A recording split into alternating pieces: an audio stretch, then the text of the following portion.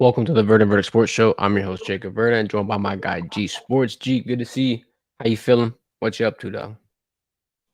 Trying to stay cool in this Louisiana weather, bro. I mean, I know I'm burning at least 300 to 400 calories every day being out there in that sun, man. It's good that you're trying. I don't know if you're going to accomplish it, but look, it's the effort that counts, bro. This weather is unpredictable. I ain't going to lie to you. As per usual, live Monday, Wednesday, Friday, 1 p.m. Y'all know the drill. Hit that like button, drop all your comments in the chat. We'll pop you up during the stream. Get active with your takes, with your reactions, everything of that nature. Got a nice stream for you today. And we'll talk about Omaha College World Series. LSU departed campus this morning, going to Charles Schwab Field, going to try to get ring number 8, G. I think they got a pretty good chance, even though the odds are shaking up, and we'll get to that soon. But we're going to have our college football preseason top 10, a premature top 10, if you will. It's early. I don't know. We got to get after it. I miss football, so we got to do something to alleviate that a little bit. Then we'll talk NFL. Shamar Stewart, the negotiations, the leverage. Is it right? Is it wrong? Will it work out? All those reactions coming to you at the end of the show. First things first, though. Main thing. LSU baseball. Here are the odds. Not a big shakeup. Not terrible, but something worth noting. You got Arkansas jumping ahead. LSU's playing Arkansas to open up the season naturally, so this is going to be something that I would pay a little close attention to, just because in my head they're thinking, hey, Arkansas might be able to snuff the Tigers out in round one. Now, look, if they lose, LSU still has a chance with the way that the College World Series brackets go. You got a loser's bracket, you got a winner's bracket. It does get confusing. I'm going to do my best to explain it to everybody, but LSU and Arkansas meet Saturday at 6 p.m., right? The losers of the Saturday games play at 1 p.m. on Monday. The winners play at 6 p.m. on Monday. The other Saturday game that will be before LSU and Arkansas is UCLA. They're going to play the winner of Duke and Murray State. So LSU will potentially play one of those three teams. If you get bounced from Arkansas or by Arkansas, it's not going to be the end of the road. Not going to be the end of the line. You're not looking at a March Madness situation. You could potentially still punch your ticket and still get a national championship trophy. But after you get past this confusing layout, after you look the way the seeding plays out, a lot of people are discussing, should you have a reseed? I mean, you got the two best teams facing off in the first round. Now, naturally, that's the luck of the draw.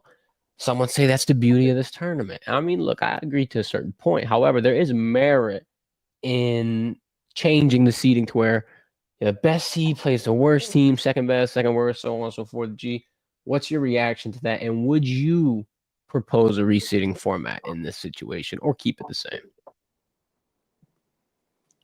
Nah, I would probably keep it the same. I mean, in recent history, nobody's had a problem.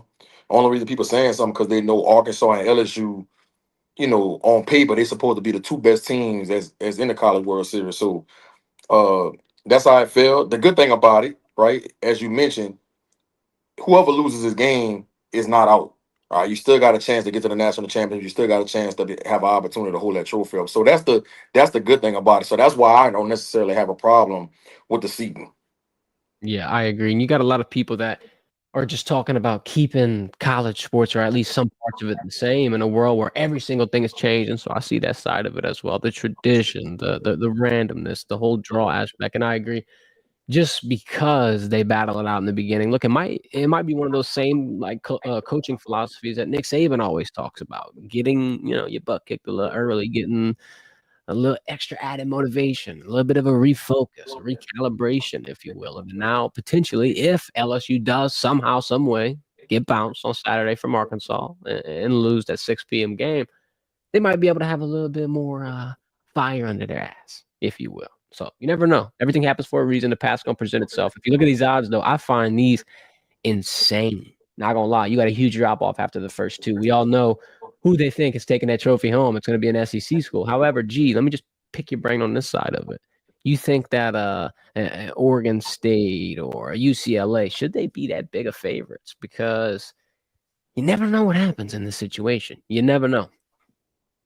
When you talk about the College World Series baseball, like it's you really could pick anybody to win a national championship. I think every year when you look at it, it's not necessarily it's a favorite. When you talk about the Vegas odds, but let's say Murray State made it to the national championship and won it. I would not be surprised. Let's say Arizona made it to the national championship and won it. I would not be surprised. Baseball is one of those sports where all it takes is for you to get hot at the right time. And we've seen it in recent history with some teams that probably wasn't the best and was a lower seed and ended up winning the national championship. That happens pretty often in baseball. So UCLA, I think, you know, pick of the draw. That who could win his natty in the next couple weeks. Yep. It'll be interesting. Shout out Murray State plus 4,000. Making Yeah, it in there. Murray State the one put out Ole Miss, right? Mm-hmm. Yeah, they played really, really good leading up to now. It'll be interesting to watch. Let's move into an interesting segment. I always call this type of stuff, these hot takes, it's internet immortality, G. You're going to make a stand.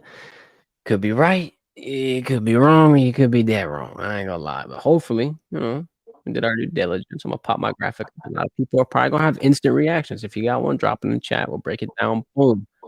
This is my preseason premature top 10. That's what I'm going to call this. Number 1, Texas. Number 2, Ohio State. 3, Penn State. 4, Georgia. Yes, I got Clemson at 5. I'm riding on the Clemson high horse right now. LSU at 6. Oregon at 7. Notre Dame at 8. South Carolina at 9. Alabama at 10. Don't worry. I got a brief explanation for every single team. I'll keep it short, sweet, simple.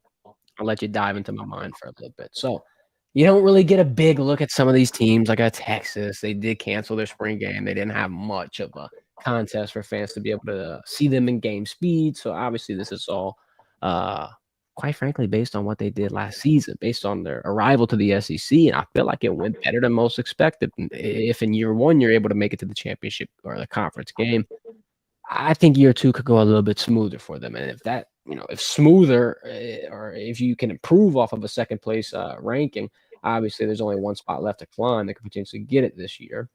They're led by Arch Manning, who many believe is one of the best quarterbacks in college football. Some people are saying he could be QB1.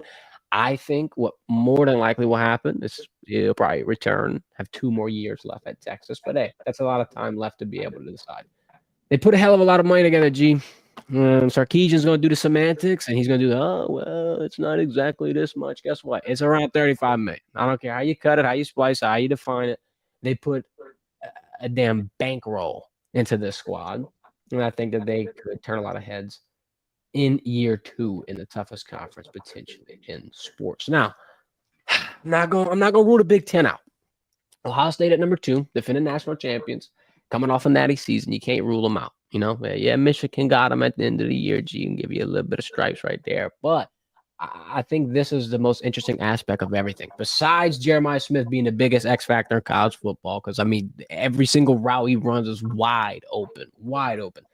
There's an aspect to this where Ryan Day doesn't have as much pressure. And I'm not saying he had an immense amount of pressure or, he did have some doubters, though. He did have some skeptics. I was one of them, especially towards the end of the year. How do you have confidence in a team like that when they end the season the way they did? But then he shut everybody up, myself included. Now I think this year he's going to be able to relax a little bit. Not naturally. He's not going to get complacent. He's not going to sit there and just kick his feet up and not do anything. But there is value in not having all these people chirping in your ear about you, your job security, things of that nature. I think Ohio State's a team that you'd be watching. Penn State, we'll keep it Big Ten. Drew Allard. I think he's a really good quarterback. I think he'll be a huge catalyst for this offense. My biggest thing with them, we were just talking about noise and doubters and skeptics and that creeping into your mind. Coach James Franklin has that all the time. They got the narrative of him not being able to beat ranked teams. They got the narrative of them, crumbling and folding in the big moments. That's going to be something to watch here for Penn State all season long. However, they're going to get sharpened up in this conference. The Big Ten is, quite frankly, if it ain't the second, or I'm not going to say it like this. Let's do the 1A, 1B comment, right? SEC is 1A. I would say this is 1B. They're getting pretty competitive. After the expansion, you add teams like Oregon, UCLA, USC. You're going to be forged in the fire a little bit, and it's a little bit similar to the gauntlet of the SEC. For Georgia, look, I know they're the SEC champions, and it's weird to put them at 4. I got real question marks about Gunnar Stockton. And I'm not saying he's a bad quarterback. I'm just thinking that there will be a slight drop in production. Look, the college football playoff game is not going to be what defines him because he got thrown into that moment. Not a lot of – look, it's against Notre Dame's defense too. So there was a lot of factors here that I don't think should, crucify him in a way. It'll be interesting to watch him coming to his own, if you will. Kirby Smart, the leadership that he has, I'm gonna go out on a limb and say he's the best coach in college football as of right now. So I think he could be able to mold this team and get them into a potential spot. But Texas might stand in the way. So never know. A lot of people would have them higher, especially being defending conference champions in the SEC. I just need to see some kinks get ironed out a little bit. Speaking of defending champs, ACC champs, I wouldn't overlook them. I've been talking about them for like 2-3 weeks. Everybody's probably sick of what I got to say about them. It's just how I feel. I'm not trying to have no bias. I'm not trying to just, discredit that week 1 matchup against LSU and already dig them a hole. But I got to give respect and credit where credit is due. Quite frankly, Dabo Swinney's got a squad. I'm not going to lie. I see Cade Klubnik being one of the best quarterbacks, if not the best in college football, potentially the number 1 pick. He's got a lot of statistics and size to this argument that I've been talking about, like I said. But the biggest 2 things that I'm going to give credit to Clemson for is having the number 1 return in production and damn near the most NFL-ready talent. And I feel like when I say that, yeah, you're going off mock drafts, and yeah, mock drafts might not be the end-all, be-all, but you got a lot of different avenues to go down, whether it be defensive tackle, edge, wide receiver, obviously quarterback. And then there's a lot of other names that I think could make their presence felt. Let's go into the bottom 5. That's your top 5. That's the people that I think will really, really, really turn up. Start with LSU at number 6. They had a great offseason. Hell of a portal class. You could thank Bryce Underwood for that. Kind of gave some added motivation to the boosters, and they had a little bit of extra pocket change to throw around. Now the defense is revamped. The defensive staff has a whole year under their belt together, minus Kyle Williams. He's a new addition. But everybody else, that continuity is going to be able to be built. I think that'll be something that is a boost to the Tigers. Biggest thing, though, is that O-line. If they protect us, you're going to see fireworks. If pressure gets through, it could be a little bit of a growing pain period, especially through that first 6 weeks, G. I'm calling that the gauntlet. The gauntlet normally comes for LSU in the middle of the year. It's coming at the beginning. Comes early. Week 1's tough. Obviously, Florida's going to come in around week 3, then Ole Miss and South Carolina. It's just bang, bang, bang, bang. You're going to have to be ready because you don't have much time to adjust in this situation. Number 7, Oregon. I had to drop them down. A lot of people have Oregon in the top 5. I don't. Evan Stewart, that's a major setback. And yeah, they got depth. We talked about the Corey Moore. We talked about all these different people.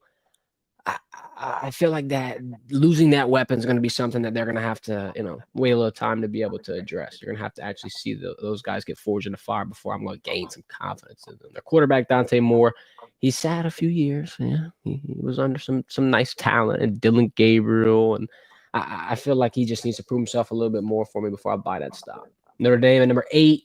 I ain't trying to diss them, but yeah, the independent schedule going to give them a nice little puncher's chance. You're not going to have as many tough tests as a natural school, as an SEC school, a Big Ten school, and then they get them out the way early. If you look at the first 4 weeks, Miami, A&M, Arkansas.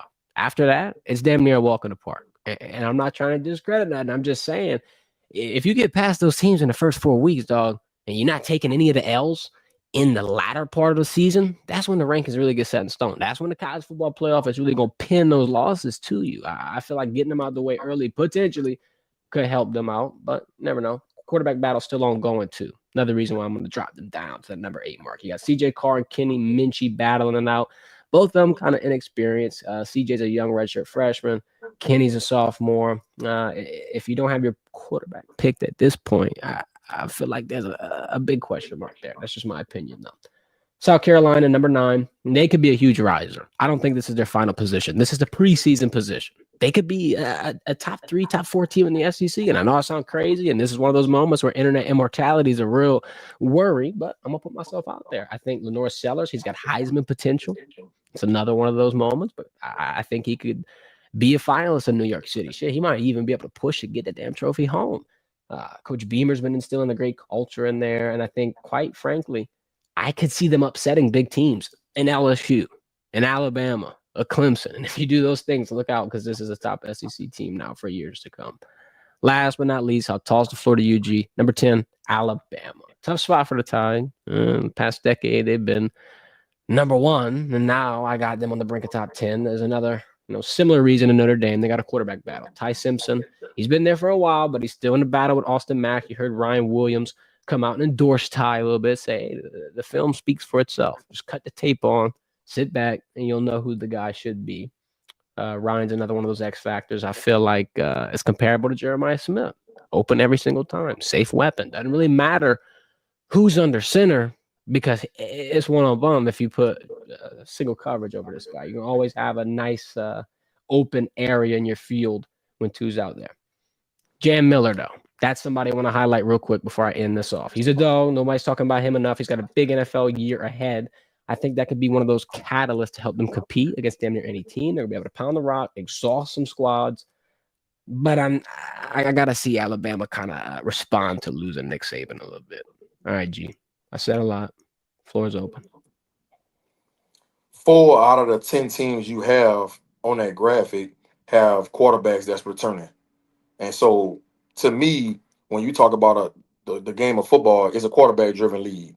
And when Mm-hmm. you got your quarterback that has a ton of experience returning for the following year, along with a good supporting cast around them, I gotta go with them as my favorites. When you start talking about the top teams in the country, now even though Arch Manning didn't start last year, he got some time, he got some playing time, and when he did get in, he showed flashes that he could be, a pretty good quarterback in this league. So I agree with Texas being number one, but I would probably move Clemson to number two, Penn State number three, LSU number four, South Carolina number five, and then I'll probably go, however you want, rearrange it: Ohio State, Georgia, Alabama, Notre Dame, Oregon. Um, Okay. you rearrange it how you want to. But I just think it's something to be said about having a quarterback returning for that second year as a starter. And not only are they returning for their second year as a starter, they're pretty talented. We just talked about Cleve Kupnik is going to probably be a first round pick and have an opportunity to be the first quarterback taken off the board. We know what Nussmeier brings to the table, and he's going to have an opportunity to do the same thing. Lenoris Sellers, I think he takes another step. And with him and Nick Harbaugh, that's going to be a hell of a 1-2 punch this year. And then that defense going to be just as stout as it was last year with one of the best pass rushers, if not the best pass rusher in the country, and Dylan Stewart coming off that edge. And so uh, I just think that you got to put those four teams in the top five. And I believe that Texas should be number one, especially with the supporting cast and everybody they got coming back. And I just feel like you have to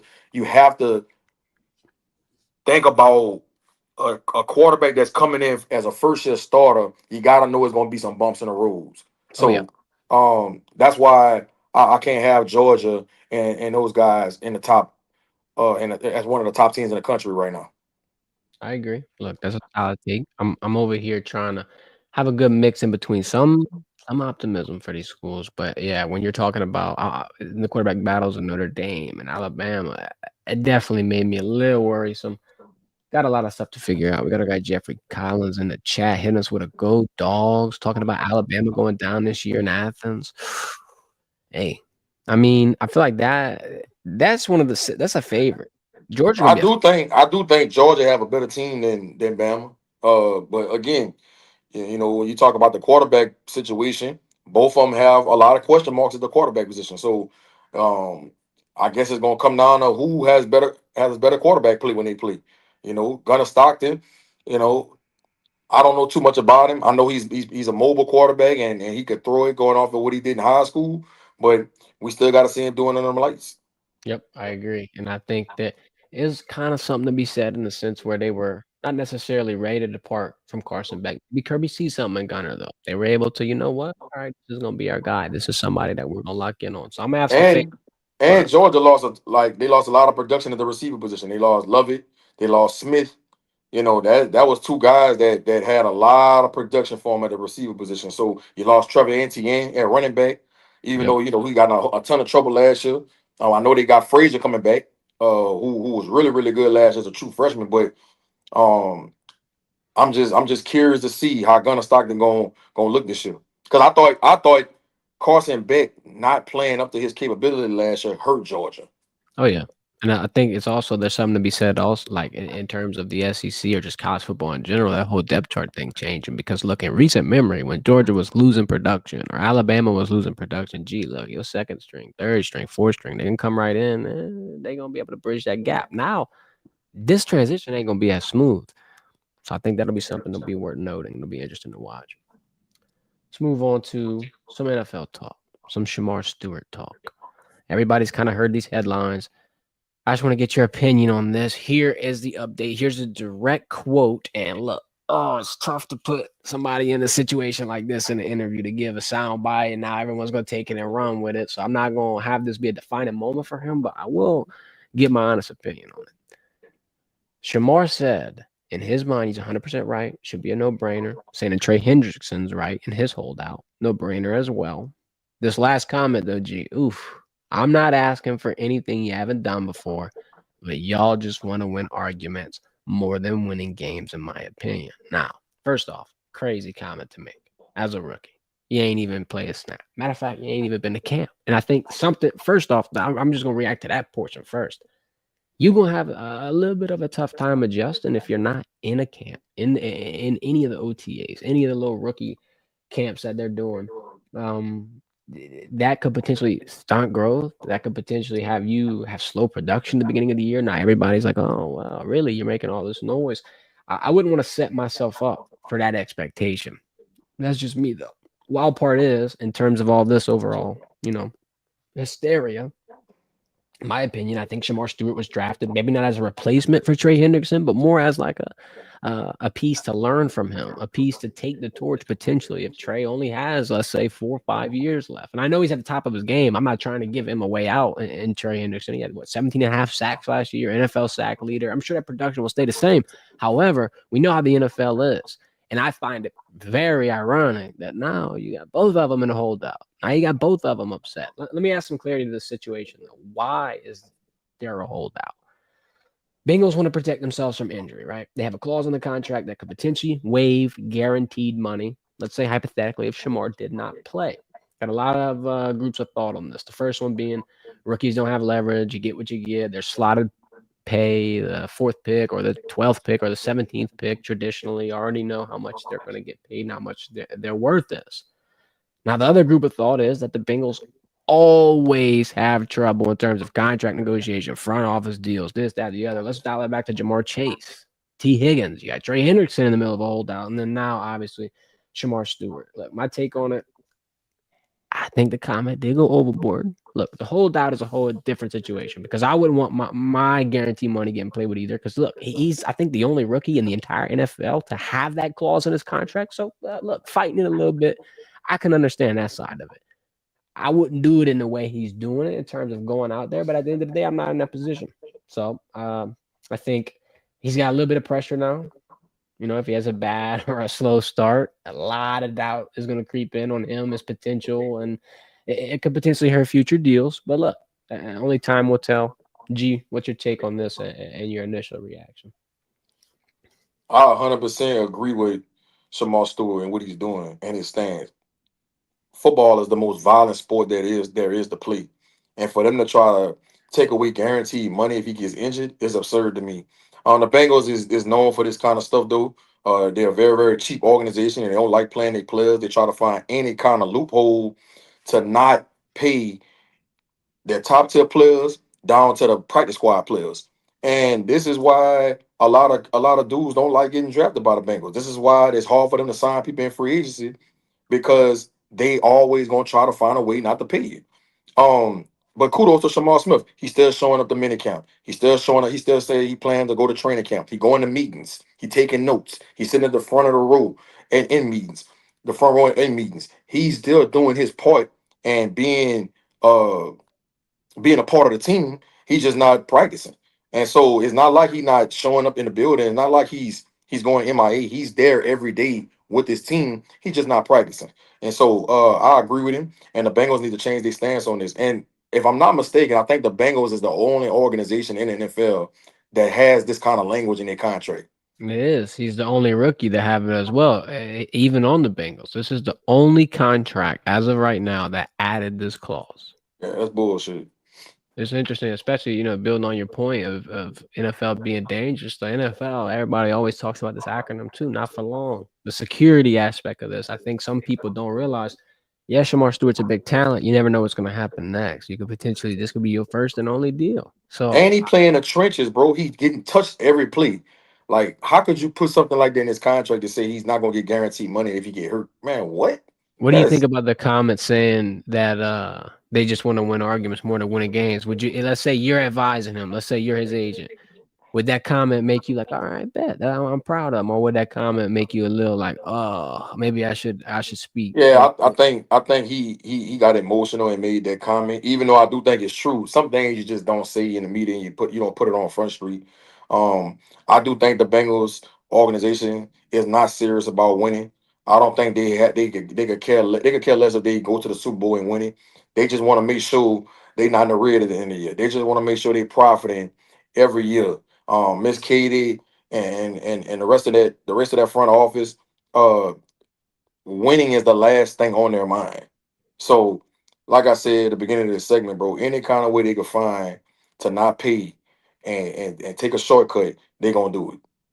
Yep, I agree. It'll be an interesting situation too. And then, like I said, putting a rookie in that situation to give a media soundbite on something that he might not have been prepared to answer.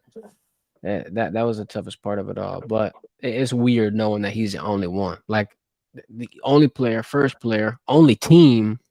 Don't add up. Let's talk about old A Rod, bro. Let's move over to the Steelers. Aaron Rodgers. Look, the headlines right now. Everybody talking about him getting married. G. I don't care about that. I don't care what he doing. I don't care nothing about it. I'm interested to see how he is to feel. The contract signing it took forever, right? It was the worst kept secret in the NFL. Everybody knew this was where he was going. I want to pick your brain and potentially give an outlandish take, G, because a lot of people think he's washed up. A lot of people think he's old. Look, I don't think he's a top 5 quarterback, anything of that nature. I do think though, it does speak volumes that Mike Tomlin will be able to, put some trust in him. Now, he didn't have many options, but compare him to the quarterback last year, Russell Wilson. If you got to ask me, man, I think he could match that production. I got a couple of statistics that I'll talk about as a why. Yeah, the Jets were kind of rough last season, but if you look at the statistics in 2024, Aaron Rodgers eighth in yards, eighth in completions, seventh in touchdowns. Now that's not the A Rod that we've been used to, the MVP A Rod, the Super Bowl caliber A Rod. That's not that, but it's still potentially a top 10 quarterback. Yeah, naturally the production could drop, but I mean, look, he got some weapons. DK Metcalf, Robert Woods, you got Johnson from Iowa. Pat Fryermuth, I think his stock could go up. That would probably be my fantasy tight end. I ain't gonna lie to you. The biggest thing that I'm gonna have to throw out there in terms of being devil's advocate and saying why this could be a bad signing, because I'm not just gonna sit here and be uber optimistic. I'll be a little realistic as well with you here, G. Last year you got sacked 40 times, right? You're 41 years old. We saw what happened against the Jets, or excuse me, with the Jets in week 1, 4 snaps in, boom, Achilles rip. So that's something that you're gonna have to watch. It could be all over. We were talking about football being a violent sport in the last segment. The same thing applies here at this age. Um, I'm gonna credit the defense real quick too, because I think obviously everybody says defense wins championships. They could potentially give Aaron Rodgers a lot more slack in terms of giving the ball back to him, giving him in good field position. Defense is stacked, bro. I don't think this is getting talked about enough. Defense way better than the offensive side. TJ Watt, Cam Hayward, Patrick, Queen, Darius, Slade, Minka Fitzpatrick. They got some dogs. I think that this team could potentially turn some heads. I'm not saying Aaron Rodgers will be an MVP candidate again. I'm just saying he could be a top 10 quarterback. And that's all they need. Like, if you can match or do a little bit better than Russell Wilson, I think Mike Tomlin could look like a little bit of a genius. However, there is merit in the question of, is he sticking around too long? Brady did it at 40. Aaron Rodgers is 41, and he's not Tom Brady. So I get the worry. What do you think here? I think this still makes the Steelers the third best team in the division. I still think this is the Ravens division to lose. I got them number 1. I got the Bengals number 2, and I still got the Steelers number 3. And of course, the Browns have fallen off a cliff, so they number 4.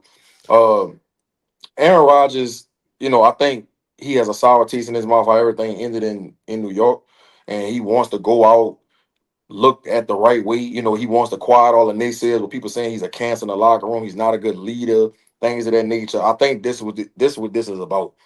I think his ego is kind of taking over, and he wants to prove everybody wrong. And so, I understand that, and he's a competitor. Like you talked about, what his weapons he gonna have, DK Metcalf and the tight end, and I think losing Najee Harris is gonna hurt them. But he has a really good defense to play around. I wonder how fast him and Mike Tomlin will get into it though. You talk about two alpha males. Uh, Mm-hmm. that's the epitome of alpha males. And Mike Tomlin has been known to not hold his tongue. He has no filter. He will say what's on his mind. So I wonder, will him and Aaron Rodgers clash at some point?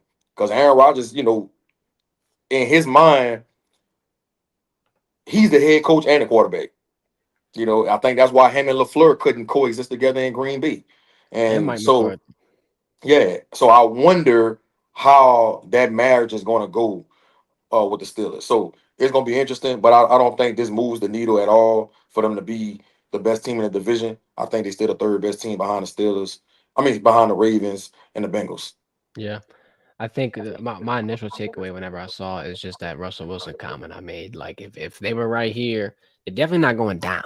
I'm not saying staying the same is gonna help them out, but as long as they're not getting worse, they got a potential to get better. I could theoretically see Because who the was going to division. be the starter? Kyle Rudolph? Nobody, dog. I don't even know if Kyle Rudolph know where he's at after that Myles Garrett situation.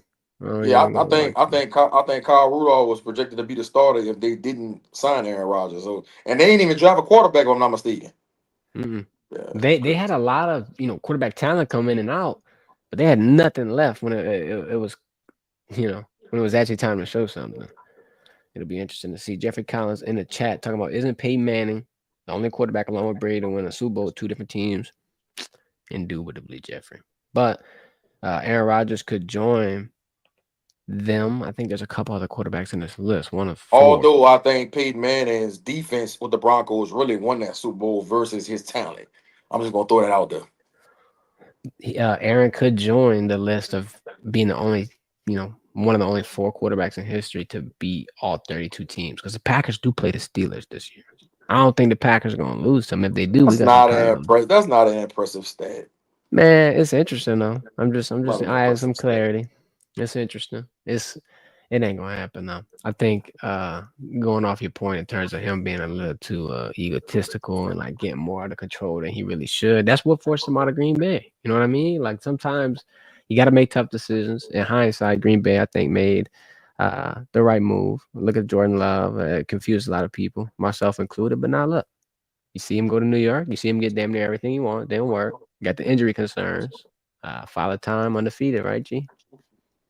It'll be Well, interesting to watch. time ain't playing, bro. It'll be interesting to watch. I ain't gonna lie.